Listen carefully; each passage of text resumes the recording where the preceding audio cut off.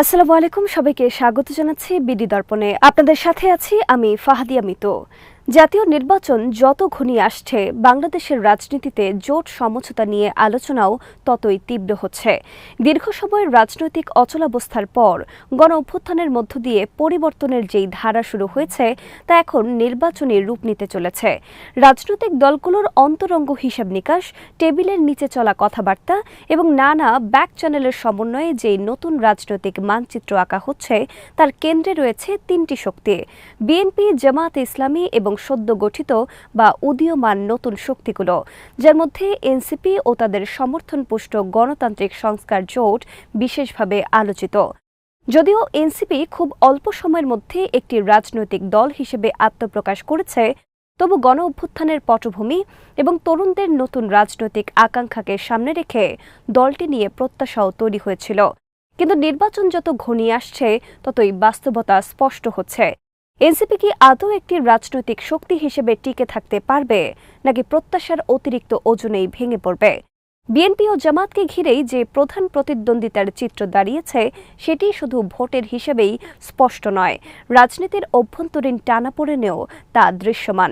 চলমান রাজনীতি, জোট ও নির্বাচন নিয়ে আজকের আয়োজন। বাংলাদেশের রাজনীতি গত ৩ দশক ধরে কার্যত দুই বড় দলের মধ্যেই আবর্তিত হয়েছে।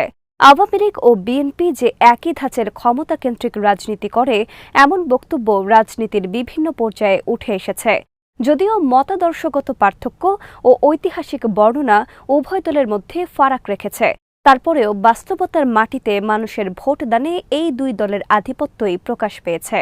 তত্ত্বাবধায়ক সরকারের অধীনে অনুষ্ঠিত নির্বাচনগুলোতে ক্ষমতার পালাবদল হওয়া নতুন কোনো তথ্য নয়, কিন্তু দলীয় সরকারের অধীনে বিরোধী দলের ক্ষমতায় আসা প্রায় অসম্ভব হয়ে পড়েছিল, যা ২০১৮ সালের নির্বাচনে চূড়ান্তভাবে ফুটে ওঠে।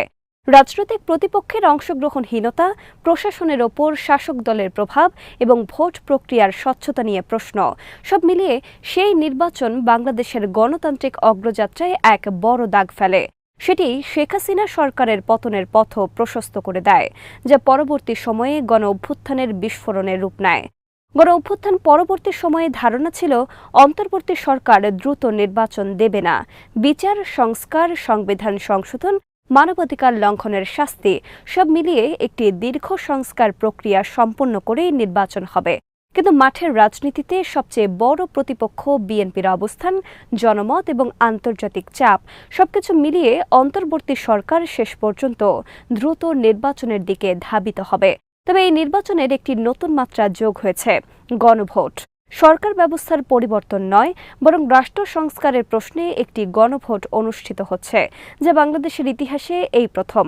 সাধারণ নির্বাচনের সঙ্গে গণভোট একই সঙ্গে হওয়াও একটি নতুন রাজনৈতিক বাস্তবতা। সরকারের পক্ষ থেকে দাবি করা হচ্ছে ইতিহাসের সেরা নির্বাচন হবে এবার। ভোটাররা এই দাবির প্রমাণ দেখতে চায়। দীর্ঘদিনের অনাস্থা, স্থবিরতা এবং ভোটের অধিকার বঞ্চনার পর মানুষ আবারও ভোট দিতে চায়। এটা বাংলাদেশি ভোটারদের রাজনৈতিক সংস্কৃতির অন্যতম বৈশিষ্ট্য। কিন্তু রাজনৈতিক প্রতিযোগিতা যদি দুর্বল হয়, তবে ভোটারদের আগ্রহ স্বাভাবিকভাবেই কমে যায়। গত 3টি নির্বাচনে ঠিক এটাই হয়েছে। প্রতিদ্বন্দ্বিতা ছিল না, ফলাফল আগেই জানা ছিল। এবার পরিস্থিতি ভিন্ন। বিএনপি, জামাত উভয়ই মাঠে আছে। উভয় দলই নিজেদের জয়ের সম্ভাবনা নিয়ে আশাবাদী। কেউ কেউ প্রধান বিরোধী দল হওয়ার সম্ভাবনাও মাথায় রেখে এগোচ্ছে, বিশেষ করে উচ্চকক্ষে আনুপাতিক প্রতিনিধিত্বের কারণে। ফলে এখন প্রতিটি দল ভোটের হিসাব নিকাশ করছে অত্যন্ত সতর্কভাবে। এই প্রেক্ষাপটে এনসিপির অবস্থান সবসময় আলোচিত। গণ অভ্যুত্থানে অংশ নেওয়া তরুণরা যখন নিজেদের সাংগঠনিক অবস্থান তৈরি করতে শুরু করলেন, তখনই একটি প্রত্যাশা সৃষ্টি হয়েছিল: তরুণরা একটি নতুন রাজনৈতিক সম্ভাবনার দ্বার খুলবে। দেশ যে দুই দলে বিভক্ত, সেই বাস্তবতা থেকে বেরিয়ে আসতে সক্ষম হবে একটি নতুন প্রজন্ম। কিন্তু সময়ের সঙ্গে সঙ্গে এই প্রত্যাশা দুর্বল হতে থাকে। প্রথমত, এনসিপি সংগঠনগতভাবে শক্তিশালী হতে পারেনি। দ্বিতীয়ত, বিশ্ববিদ্যালয় বিশ্ববিদ্যালয়গুলোতে তাদের খুব খারাপ ফলাফল দেখা গেছে, যদিও তারা ছাত্র তরুণদের আন্দোলনের নেতৃত্বে ছিল। তৃতীয়ত, গণ অভ্যুত্থানের পর বিভিন্ন নেতিবাচক ঘটনার সঙ্গে তাদের একাংশের নাম জড়িয়ে পড়ে, যার জনসমর্থনে নেতিবাচক প্রভাব ফেলে। এনসিপি যেসব তরুণদের প্রতিনিধিত্ব করে বলে দাবি করছিল, সেই তরুণ জনগোষ্ঠীর মধ্যে জামায়াতের জনপ্রিয়তা উল্টো বেড়েছে। এটিও একটি গুরুত্বপূর্ণ বাস্তবতা। এনসিপির সামনে এখন সবচেয়ে বড় প্রশ্ন, তারা কি আলাদাভাবে নির্বাচনে দাঁড়াবে নাকি জোটের মাধ্যমে নিজেদের টিকিয়ে রাখবে? আলাদাভাবে দাঁড়ালে একটি আসনও পাওয়া কঠিন, এটি তারা নিজেরাও জানে। আবার নির্বাচনে অংশ না নিলে রাজনৈতিকভাবে হারিয়ে যাবার ঝুঁকি আছে। দলটি ইতোমধ্যে নিবন্ধিত হয়েছে, প্রত্যেক নির্বাচনে তারা লড়াই করেছে, টকশো গণমাধ্যমে তারা উপস্থিতি রাখছে। সুতরাং নির্বাচন বর্জন করলে তাদের অস্তিত্বই প্রশ্নবিদ্ধ হবে। ফলে তারা আসন সমঝোতা এবং জোট নিয়ে আলোচনায় নেমেছে। প্রথমে জামায়াত, পরে বিএনপির সঙ্গে তাদের আলোচনা হয়েছে বলেও জানা গেছে।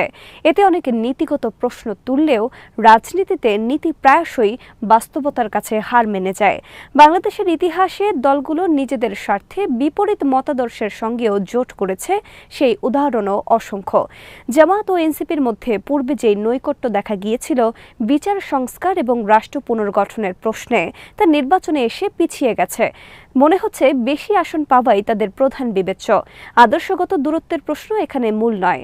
উপরন্তু এনসিপির অভ্যন্তরে নানা মতাদর্শিক ধারা, প্রগতিশীল জাতীয়তাবাদী ইসলামপন্থী সবই রয়েছে। এ কারণে দলটি আদর্শগতভাবে স্পষ্ট অবস্থান তৈরি করতে পারেনি। আন্দোলনের সময় গঠিত জাতীয় নাগরিক কমিটিও পুরোপুরি এনসিপির অংশ হয়নি। বিশেষভাবে আপ বাংলাদেশ, যারা ইসলামী ছাত্র শিবিরের একাংশ থেকে এসেছে, তাদের সাথে দূরত্ব এনসিপিকে বিভক্ত রেখেছে। 3 দলীয় গণতান্ত্রিক সংস্কার জোট গঠিত হলেও আপ বাংলাদেশ এতে নেই। আবার শোনা যায় আপ বাংলাদেশ যুক্ত হলে রাষ্ট্র সংস্কার আন্দোলন জোট এতে থাকতো না। এই অভ্যন্তরীণ টানাপোড়েনে এনসিপির রাজনৈতিক ভবিষ্যৎ নিয়ে অনিশ্চয়তা বাড়াচ্ছে। গণতান্ত্রিক সংস্কার জোটের জন্মও আকস্মিক নয়, বড় রাজনৈতিক দলগুলোর সঙ্গে প্রত্যাশিত আসন সমঝোতা না হওয়ায় এনসিপি এবং অন্যান্য ছোট 2 দল মিলে এই জোট গঠন করেছে। জোট গঠন মানেই যে তারা বড় শক্তির বিকল্প নয়, বরং এটি একটি দর কষাকষির কৌশল, এই ধারণাই এখন প্রবল। জোট গঠন করে তারা বৃহত্তর জোট বা আসন সমঝোতার আলোচনায় আরও জোরালোভাবে প্রবেশ করতে চায়। তফসিল ঘোষণার পর জোট বিস্তারের সম্ভাবনাও রয়েছে। তবে সবচেয়ে আগে জোট গঠন এবং প্রার্থী প্রচারণায় এগিয়ে আছে জামায়াতে ইসলামী। তাদের হাইপও বেশি, মাঠেও তারা চমৎকারভাবে সংগঠিত। জামায়াতের এই সংগঠিত প্রচারণা ও তরুণ ভোটারদের সমর্থন তাদের নির্বাচনী ক্ষমতা বাড়াচ্ছে। অন্যদিকে এনসিপির অভ্যন্তরীণ প্রবণতাগুলো এখনো পরস্পর লড়াই করছে। ক্ষমতাসীন হবার বাস্তবতা যেখানে দুরাকাশ, সেখানে তাদের একটা অংশ মনে করছে যে কোনোভাবে সংসদে প্রবেশ করাই মূল লক্ষ্য হওয়া উচিত। অন্য অংশ মনে করছে আদর্শগত স্বচ্ছতা ও দীর্ঘমেয়াদী সাংগঠনিক শক্তি গড়তেই হবে। এই দ্বন্দ্ব দলটিকে বিভক্ত করে দিতে পারে। আর যদি নির্বাচনে খারাপ ফল হয়, তাহলে ভাঙন আরও দ্রুত ঘটতে পারে। এ কারণেই এনসিপি যদি নিজেদের ফেলে আসা পথ পর্যালোচনা করত, তাহলে হয়তো বর্তমান সংকট কম হতো। গণ অভ্যুত্থানে যে সাধারণ প্রত্যাশা ছিল রাজনৈতিক শুদ্ধতা, স্বচ্ছতা, সততা, যোগ্য নেতৃত্ব, সেটা এনসিপির আচরণে কতটা প্রতিফলিত হয়েছে সেটা এখন গুরুত্বপূর্ণ প্রশ্ন। তবে নির্বাচনী শেষ কথা নয়, বরং এটি বাংলাদেশের নতুন এক পর্বের সূচনা।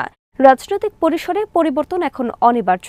গণ অভ্যুত্থান পরবর্তী যেই শূন্যতা তৈরি হয়েছে তা পূরণ করতে নতুন রাজনৈতিক শক্তির প্রয়োজন।